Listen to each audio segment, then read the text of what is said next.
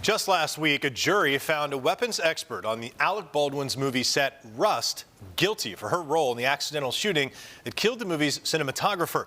The jury convicted Hannah Gutierrez-Reed on charges of manslaughter. Baldwin's trial is scheduled to begin in July. Greg Robbins, a local stunt coordinator and firearms safety expert, joins us now to talk more about this. Greg, thank you so much for joining us this afternoon. It's my pleasure. I wish it was under better circumstances. Right. We just want to begin.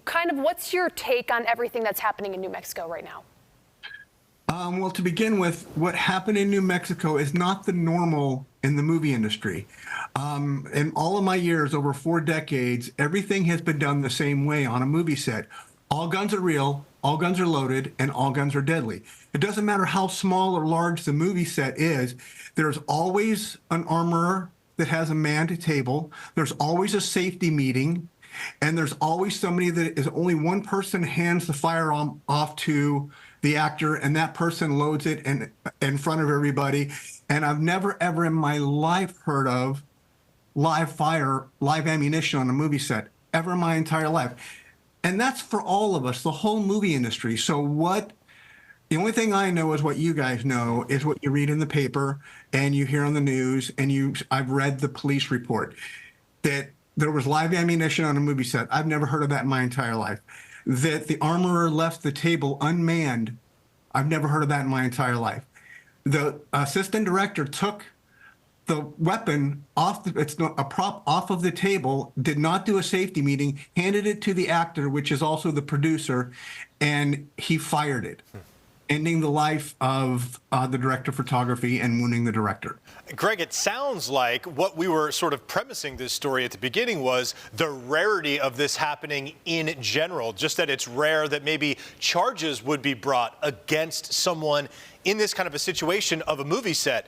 What we just heard you say, as you laid out those 3 very specific points, is that there really is a lot of culpability. There is a reason why this woman was found guilty. It sounds like, based on what you were saying, those are 3 pretty glaring errors that should have never even come into existence. Is that what I'm hearing you say? Absolutely. Like I said, I'm not the end to be all in this, but I have done this for over 41 years.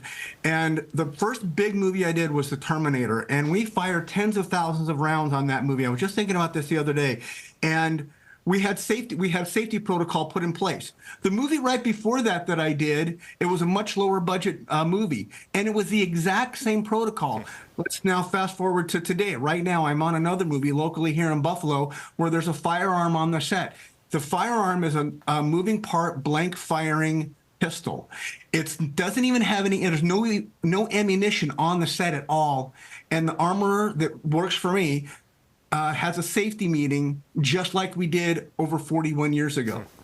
And again, this is how we all do it. It's the same exact way.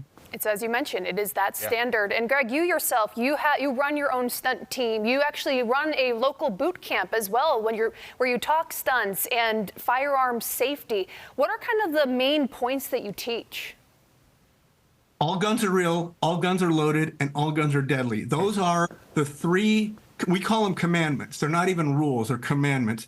You have the protocol in place. The armor, my people, when I have a live fire on the set, I mean, for a prop for blank firing, I have one person that they're the only ones that have that ammunition. I won't even touch it. The reason for that, you've got so many moving parts, everything going all over the place, that you have one person that assigned to an actor or a stunt person, one person, that same person has the firearm, does a safety meeting, loads it in front of everybody else, asks anybody if they want to see it, hands it off to the stunt performer or the actor.